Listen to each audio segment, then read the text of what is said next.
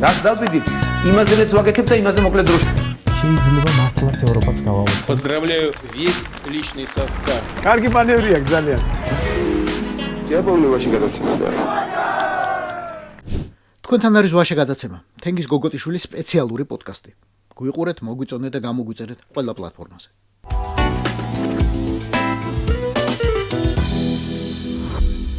ადამიანი მაშინ ბერდები, როდესაც იწყებ, მე თქვენს ასაკში არ მინდა ძალიან ბევრად გამოვჩნდე, მაგრამ სათქმელი უნდა ითქვას.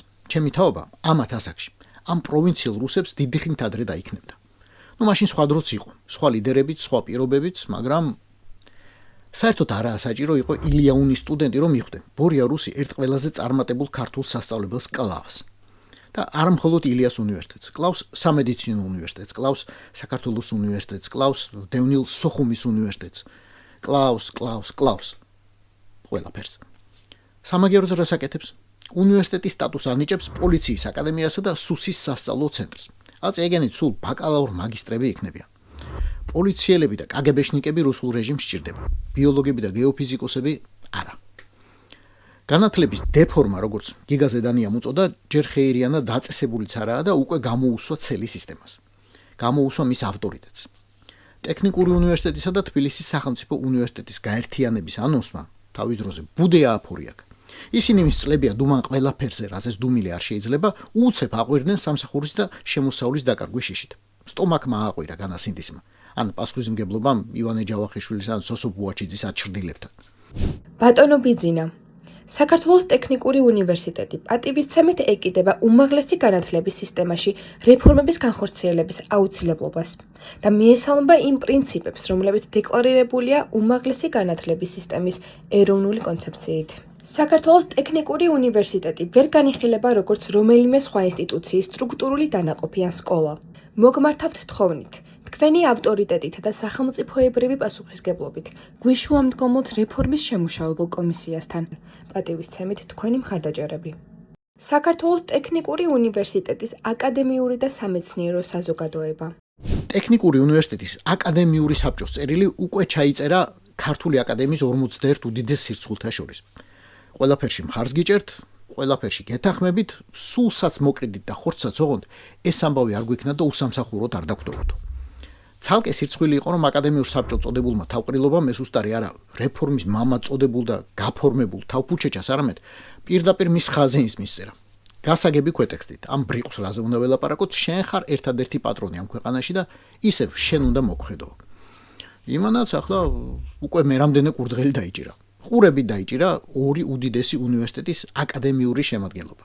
დიდი ნაწილი, მოდი, ასე ვთქვათ, ყველას რო ერთნაირად არ მივაყენოთ შეურაცხყოფა. დაიჭირა ჯიბით, სტომაქით.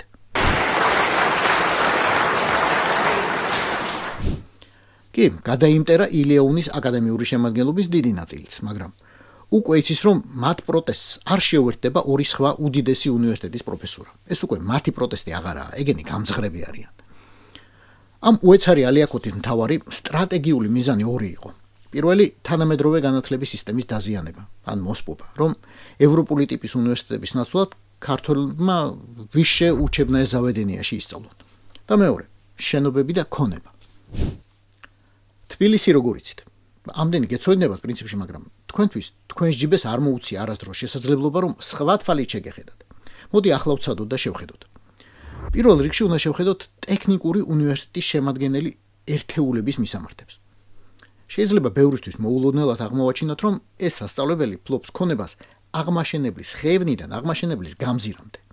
გარდა 25 დეპარტამენტისა, ტექნიკური უნივერსიტეტის დაქვემდებარებაში შედის 16 კვლევითი ინსტიტუტი. მაგრამ ბორია რუს ახლა ვაშლი ჯვარი ამ ეტაპზე მგონი არ აინტერესებს. ალბათ.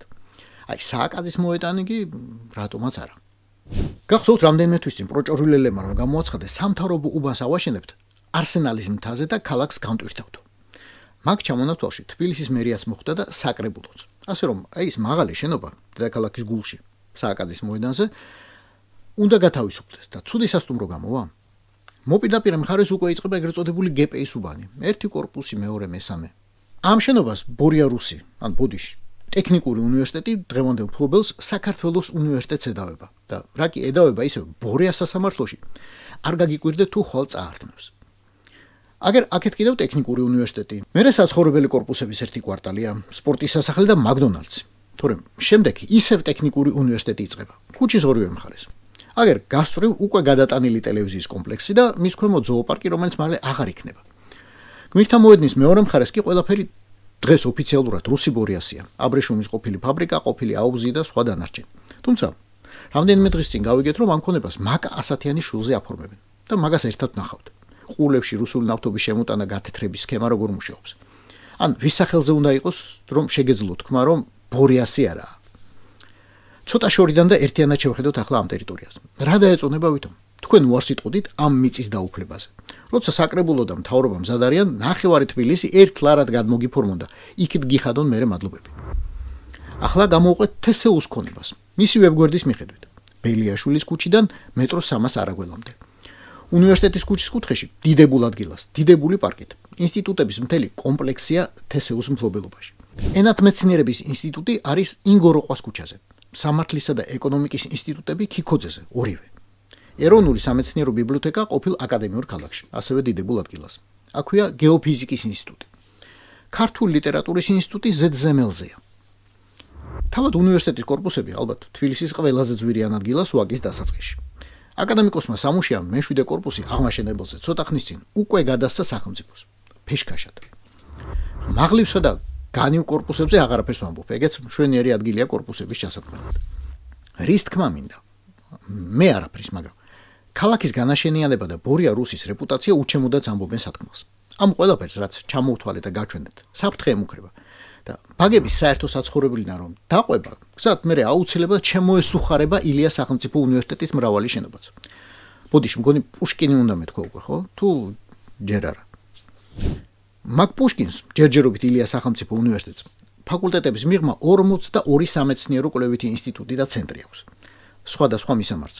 ბოტანიკის ინსტიტუტი მაგალითად ბოტანიკურ ბაღშია. და ვინაა ჩვენი ქვეყნის ყველაზე ამაგდარი ბოტანიკოსი, ვის ერგება ასეთი დიდებული შენობა, ასე დიდებულ ადგილას, პირდაპირ საძინებლის აივნის ქვეშ. მართალია. აღმოსავლეთ მცოდნეობის ინსტიტუტი გიორგი წერეთლის ქუჩაზეა. ვაკე საბურთალოს გასაყრდან და სხვა კორპუსებთან ერთად უკვე ილიაუნის უბანს ქმნის. თბილისის ასევე ალბათ ყველაზე დიდებულ და ძვირიან ტერიტორიას. კიდევ სხვათა შორის ილიას უნივერსიტეტს ყავს გემი ზღვაში. სასტუმრო ავტოგრაფში დამსვენებლებისთვის მშვენიერი რეისი გამოვა შეკვეთილი ბათუმის დელფინარიუმი ან რამე სხვა. მოინახება საქმე მოკლედ. სხვა უნივერსიტეტები რიგში არიან ახლა. სახელმწიფოცა და კერძოც.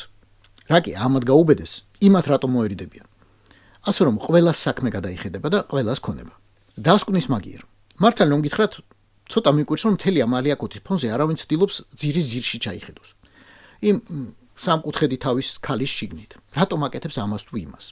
შენობები და ნახევარი თბილისის დაუფლება ერთი ვნებაა. რუსის ფარცოვშიკი სიხარბე ამ ცდუნებას ვერ გაუძლებს, მაგრამ უნდა იყოს უფრო სიღრმისეული მიზეზიც, რის გამოც განათლების სფეროს ასე ემტერება. მას უბრალოდ არ ესმის და არ მოსწონს აკადემიური განათლების სისტემა. არც ერთ ეტაპზე. წიგნის დაწერასაც კი გვპირდება, რომ დედას ბავშვი 60 წლამდე ძუძუზე უნდა ყავდეს აკრული, ჭიპლარი კი ალბათ 10 წლისა გადაიჭრას. გიფიქრიათ, რომ მისი 4 შვილიდან სკოლაში არც ერთს არ უვლია. არც ერთს. საუნივერსიტეტო განათლება ორს ნამდვილად არ აქვს, ორზე თავს ვერ დავდებ, მაგრამ მგონია რომ ისინიც მენცარობის დონეზე დარჩნენ. და მაშინ რატომ ველოდებით, რომ ეს არსება თქვენ შვილებს შეუქმნის ევროპული განათლების მიღების პირობებს, რომ მისთვის იქნება მნიშვნელოვანი ბოლონიის პროცესები და ერასმუსები. არ აინტერესებს, არ სჯერა, არ იცის. იცის მხოლოდ სახელმწიფოს წველა და საუკეთესო მომენტის ლოდინი, როცა გონია რომ არსად ეჩქარება. ვაშა გადაცემის სპეციალური გამოშვება გემშვიდობებად. ეს იყო თენგიზ გოგოტიშვილის პოდკასტი. გვიყურეთ, მოგვიწონეთ და გამოგვიწერეთ YouTube-ზე, Facebook-ზე, Instagram-სა და TikTok-ზე. რაც დავიდით, იმაზე მეც ვაგექებ და იმაზე მოკლედ დროში. შეიძლება მართლაც ევროპაც გავაუწყოთ. Поздравляю весь личный состав. კარგი მანევრია ძალიან. დიაპოვნებაში გადაცემა.